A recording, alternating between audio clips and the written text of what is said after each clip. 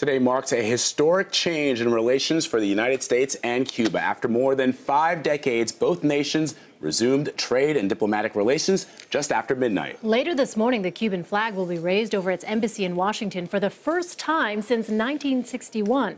58% of Americans in a new CBS News poll favor reestablishing diplomatic ties. 54% say they support an end to the trade embargo. Margaret Brennan is outside the Cuban embassy in Washington. A Cold War standoff fades into history today when the Cuban flag is raised once again over the long-shuttered Cuban embassy, just blocks from the White House. Cuban and American diplomats in both Washington and Havana will now be allowed to formally do business with their counterparts and move freely around both countries. President Obama said it was time to cool the past half-century of tension. The progress that we mark today is yet another demonstration that we don't have to be imprisoned by the past. When something isn't working, we can and will change. A new leader is on the scene, Fidel Castro. It started after the Cuban Revolution brought Fidel Castro to power in 1959. His Cold War alliance with the Soviet Union alarmed the U.S., which quickly shuttered its embassy in Havana and tried to remove Castro, even sponsoring a failed invasion known as the Bay of Pigs. I have directed the armed forces to prepare for any eventualities. That nearly sparked full-scale war. Those are Russian-made, Russian-manned ballistic missiles. After Russia began storing nuclear missiles in Cuba. That deep history of mistrust is what makes restarting relations so significant. Cuba scholar Julia Zweig. This is a moment of magnificent historical significance, and we, the two countries, the United States and Cuba, have been through many ups and downs. This is undoubtedly a significant up. But there's more work to do.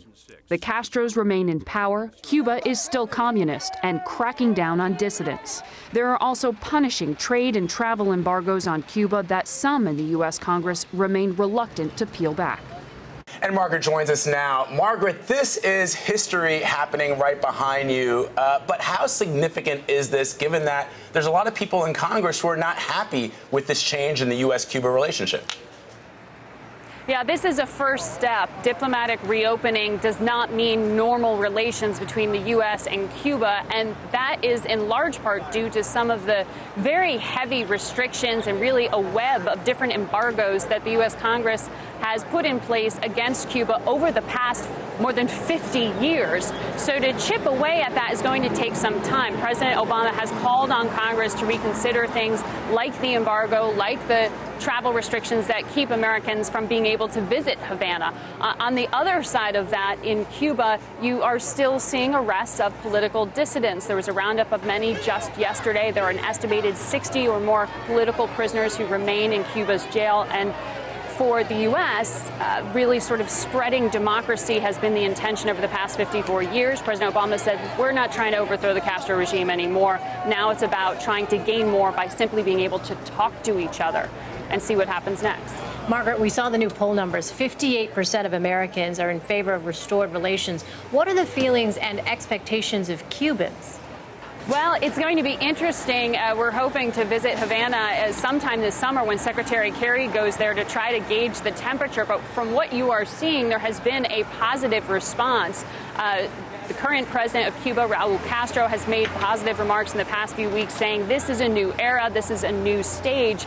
And the public has been welcoming of that, in part because there are so many ties between families and communities, between just passing money back and forth, remittances and the like. All of those things are hopefully going to get a little bit better. And among the U.S. business community, there is a real hunger for the potential that Cuba could possibly promise here in terms of increased trade and the like.